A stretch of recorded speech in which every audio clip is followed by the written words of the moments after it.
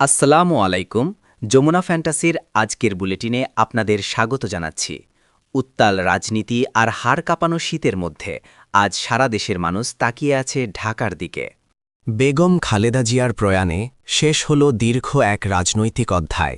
বিএনপির নতুন চেয়ারম্যান হিসেবে দায়িত্ব নিয়েছেন তারেক রহমান। ফেব্রুয়ারির নির্বাচন সামনে রেখে রাজনীতির মাঠে এখন পরিবর্তনের হাওয়া। শরীফ ওসমান হাদি হত্যার বিচার দাবিতে শাহবাগে ইনকিলাব মঞ্চের মার্চ ফর জাস্টিস।